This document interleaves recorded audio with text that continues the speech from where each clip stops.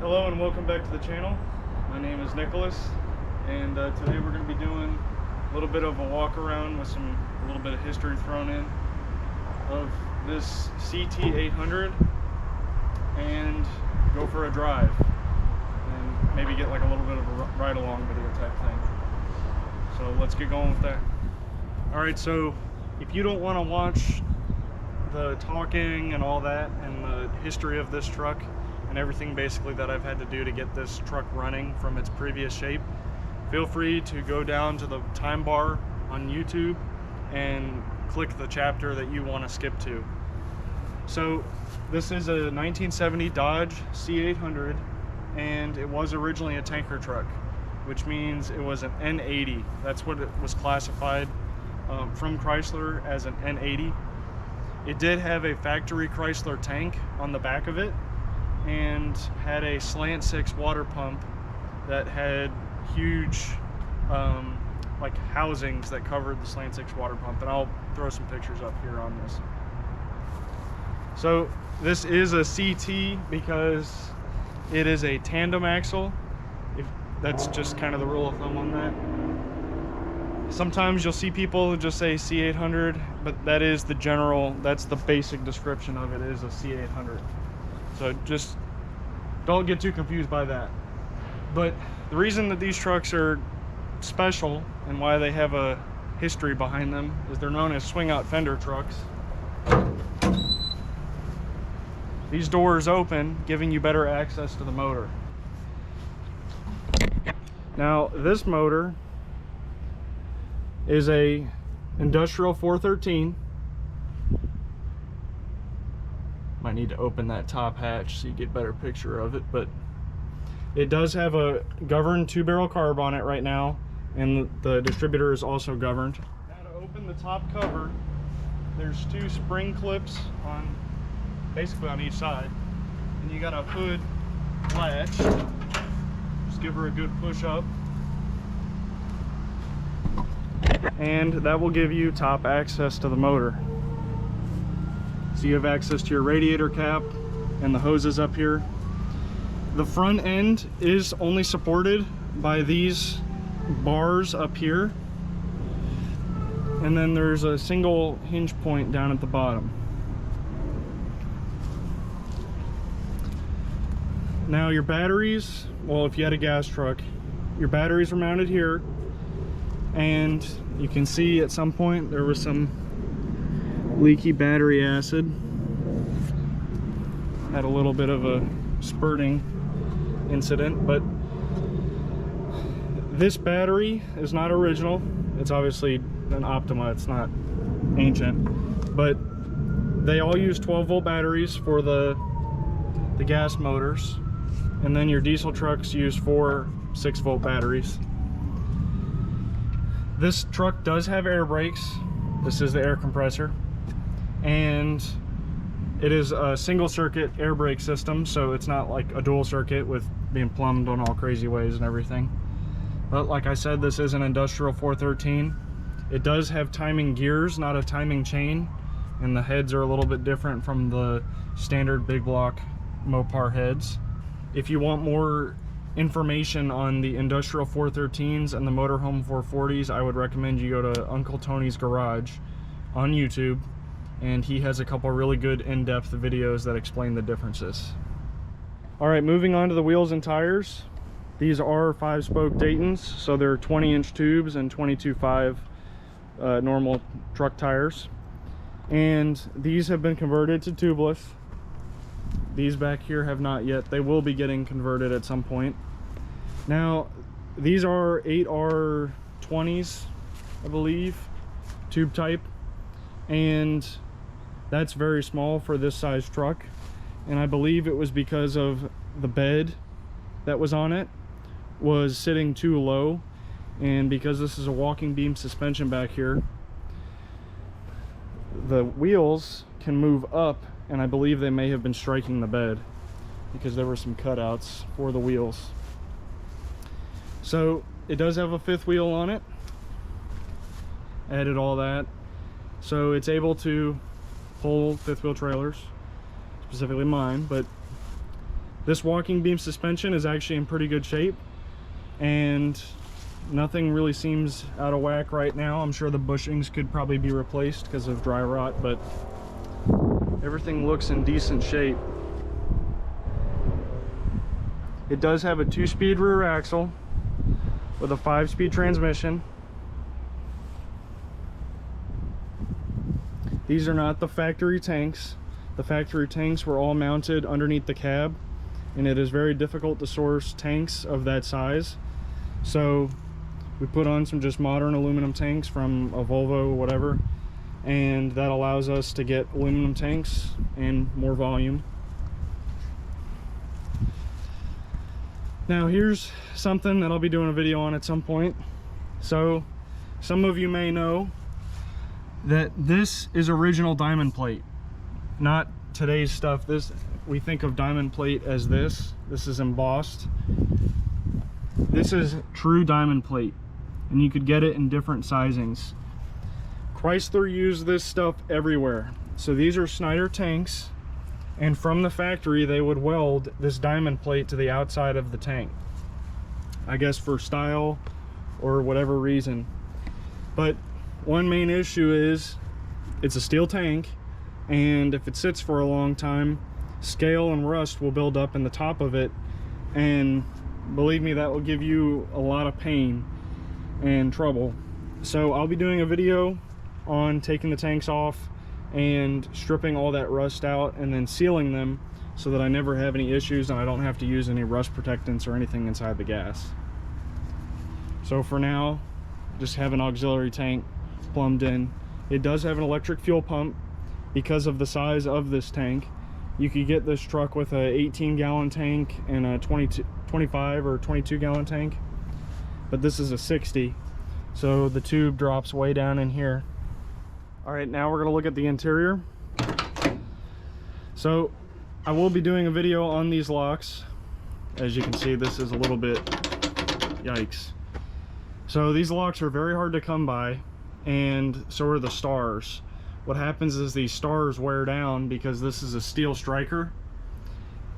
It basically rubs this aluminum completely away, and then you don't have a functioning door any longer. So I'll be doing a video on these.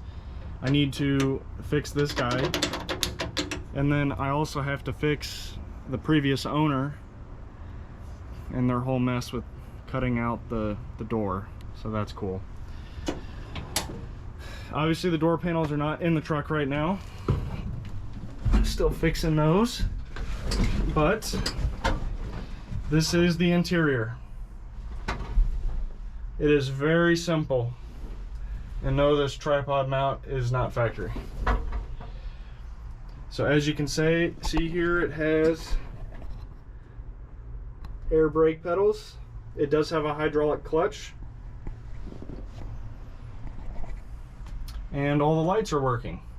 This dash was converted from a single speedometer, where it would have been just in the middle, and added a tachometer, which is not hooked up right now. But that speedometer is correct. It is 16,000 miles. Because this is a fire tanker truck, it basically just sat its entire life. So mainly all the switches are here. The clutch is not, but just about everything is intact on this truck. And one sad thing about this truck when we got it, we didn't see it in the pictures, but cracked windshield. So gonna have to source that, but that's not crazy big deal. And need a horn button. These are the original floors. The doghouse and transmission service panel have been repainted. This is a Peterbilt shift boot. It's just modern, easier to source and cheaper. A little bit of rust growing over there, but super clean truck for its age and how these usually end up rotting out. So as I said, this was an Air Force truck, and at some point, I think in the 80s or 90s, this was either bought by or given to Texas A&M University, where I believe it was used as a training vehicle. I'm not entirely positive on that. Don't have a whole lot of history on this truck, but at Texas A&M, I don't believe it was very taken care of, and that's, you know, no bad juju to them, but it was in a wreck there, and I believe that's what benched this truck and basically ended up making it sit the rest of its life until now. And I do know it was last certified in 2003, and it is now 2023, so it's most likely been sitting about that long. There were a lot of issues with the motor, mainly the timing. Figuring the timing out was a challenge for me on this because of it being governed. You really just need to disconnect the governor when you're timing any of these motors. You need to disconnect anything that affects the timing, set the base timing, and then you can start tweaking everything on top of that. And learning that was a little bit of a challenge for me. Let me just say it took a little bit. But it's been quite a bit of work on this truck to get it to this point, and it's pretty reliable at this point. There's little things here and there that still have to be addressed, but just lots of piecemealing here and there, probably from the Air Force and Texas A&M shared. And so, I mean, it was a fleet vehicle, and people really didn't care for, or they didn't respect it as much as, say, a personal vehicle. Even though a lot of people don't respect their personal vehicles, but that's neither here nor there. So I'm going to take it for a little bit of a drive around the block, basically follow the same drive pattern that I did with the yellow truck to kind of keep things similar, and hopefully we'll get some good footage. I'm going to try and keep it where I'm only showing the shift points, because no one wants to see me just sitting there at a max RPM at 45 miles an hour or 55 miles an hour. So I'm just going to make it where you can see the shifting of the truck and get an idea for all that. So let's move to that part.